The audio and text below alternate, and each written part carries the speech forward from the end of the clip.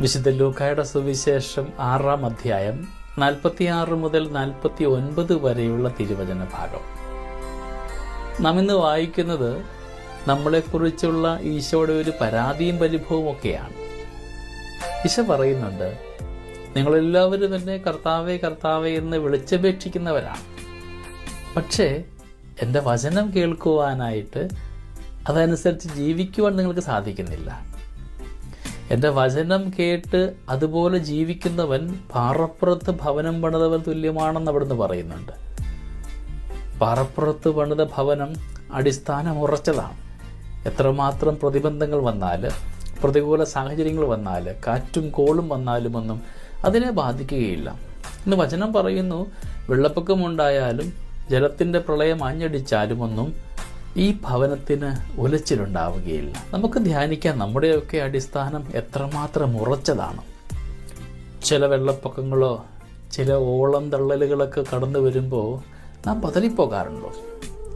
നമുക്കറിയാം, വെള്ളപ്പൊക്കം എല്ലായ്പ്പോഴും ഇങ്ങനെ താഴേന്ന് മുകളിലേക്ക് വരുന്ന ഒന്നാണ്.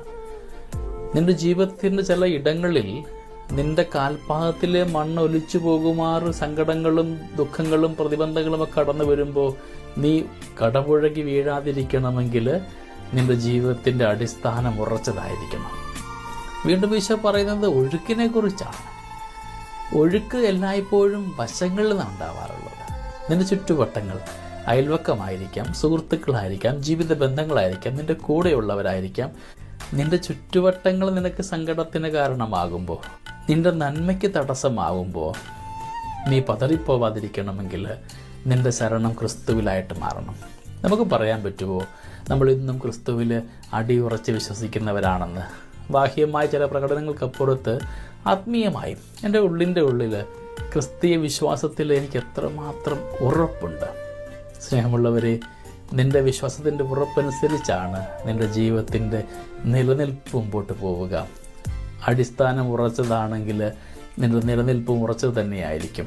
എത്രമാത്രം പ്രതിബന്ധങ്ങൾ വന്നാലും, എത്ര സങ്കടങ്ങൾ വന്നാലും, അത് രോഗബലഹീനതയായിരിക്കാം, സങ്കടങ്ങളായിരിക്കാം, ഒറ്റപ്പെടുത്തലായിരിക്കാം, കുറ്റപ്പെടുത്തലായിരിക്കാം, തള്ളിപ്പറച്ചിലായിരിക്കാം, ക്രിസ്തുവിൽ ശരണപ്പെട്ടുകൊണ്ട് സൗഖ്യദായകനായ ഈശോയുടെ കരസ്പർശം നിന്റെ ജീവിത മേഖല എല്ലായിടത്തും അനുഗ്രഹമാവട്ടെ. നിൽക്കുന്ന മണ്ണ് പോലും ഒലിച്ചു പോകുന്ന ജീവിതാനുഭവം ഉണ്ടാകുമ്പോൾ, ഏറെ സ്നേഹിച്ചവർ നമുക്കെതിരായിട്ട് തിരിയുമ്പോഴൊക്കെ നീ പതറിപ്പോവാതിരിക്കാനായിട്ട് ക്രിസ്തുവിൽ ശരണപ്പെടാം.